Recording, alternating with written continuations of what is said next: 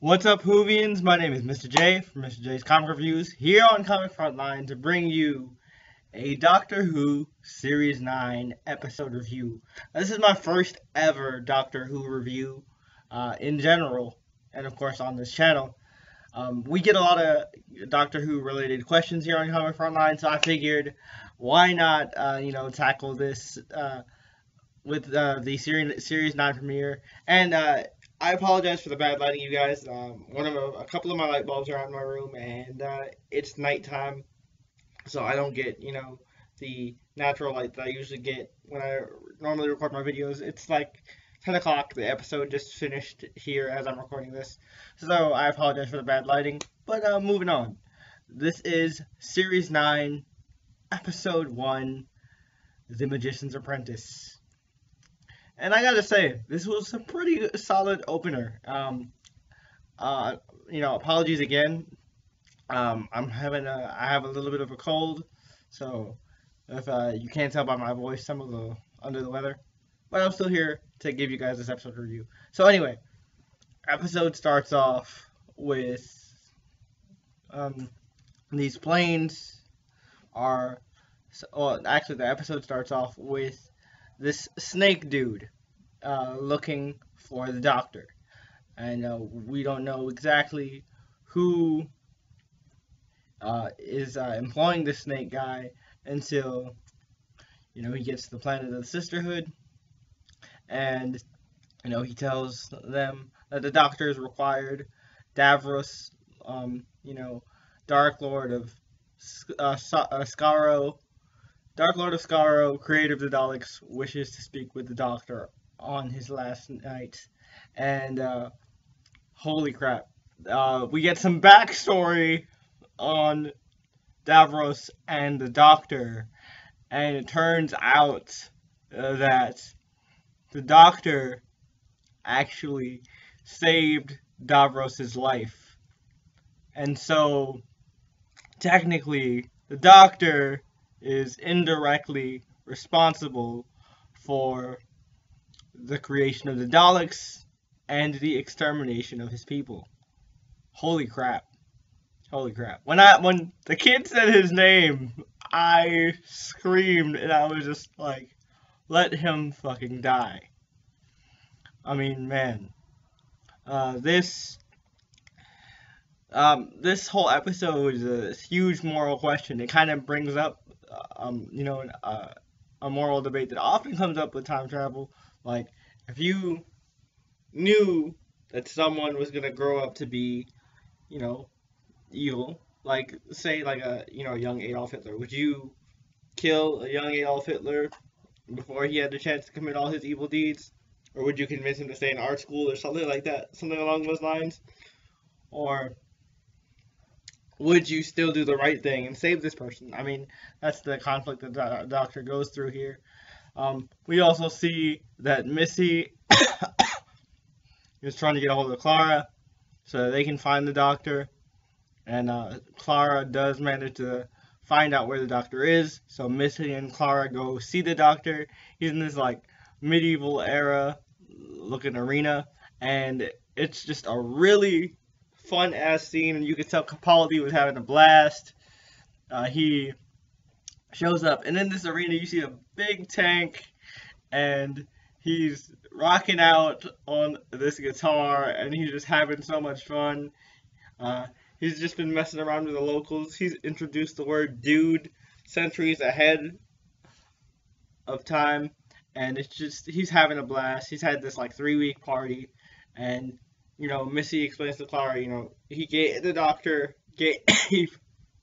gave her his confession dial, basically his will, and that's kind of a signal that he knows he's gonna die soon.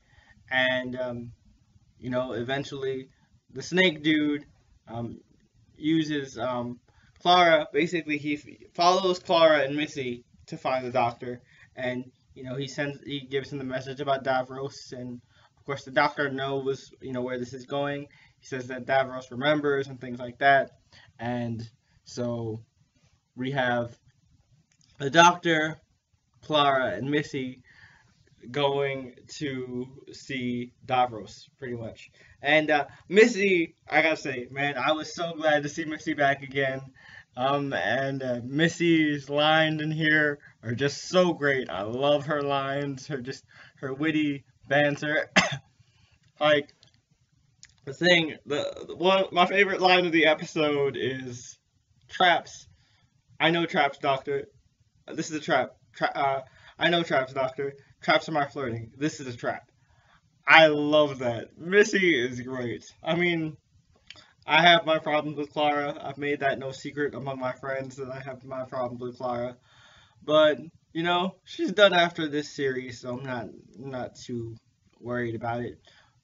Um, Going into some spoilers here. We once we get to Davros, we the doctor has this conversation with him about like why the doctor has a weakness, and his weakness is his compassion. You had the opportunity to just let me die and things like that. And the interesting thing is like that when Clara and Missy escape. Again, like I said, this is a big spoiler. When Clara and Missy escape, they find out that they're not in deep space. They're it's just one big camouflage device. And once the curtain is pulled back, so to speak, we find out that they're not in space. They're in fact on freaking Skaro, and the Daleks have procured the TARDIS, and they are just set to exterminate, and apparently Missy gets exterminated and Clara gets exterminated. Whoa, holy crap. Now obviously Clara and Missy are not gonna get exterminated in the first episode. The big end cliffhanger is that the Doctor goes back, and he sees young Davros, and he says, "I'm going to save my friends the only way I know how. Exterminate." So it's just that back and forth moral question of, would you do this if you had this opportunity? Would you kill one person to save the lives of countless others? That whole utilitarianism debate. And it's just really cool. I liked this episode a lot. It had some fun moments in the beginning. Like I said, I really loved Missy in this episode. Clara was kind of just there. Don't get me wrong. I like Jenna Coleman and I like Clara. I really do. I especially liked her. I liked her with 11 a lot better than I like her with 12. And that's no discredit to Capaldi either, because Capaldi is freaking awesome. I mean, that scene in the arena alone was pretty dope. But let me stop complaining and just, I really like this episode. I like as an opener, and I'm looking forward. I'm looking forward to what's coming next for the series. Let me know what you guys thought about the episode in the comments below. As always, don't forget to like this video to let me know you enjoyed it. And don't forget, if you're new to Comic Frontline, subscribe to the channel because I will be back every week for new Doctor Who episode reviews. So definitely, if you're new to the channel and you want to see more Doctor Who reviews from me, subscribe to the channel. And I apologize for my voice and the lighting. Nothing I can do about it at the moment. But I apologize. So anyway, guys, thank you for joining me for this episode review, and until next time, I'll catch you aboard the TARDIS next weekend. This is Mr. J for Comic Frontline, and like I always say, once a comic book geek, always a comic book geek, and once a Whovian, always a Whovian. Peace.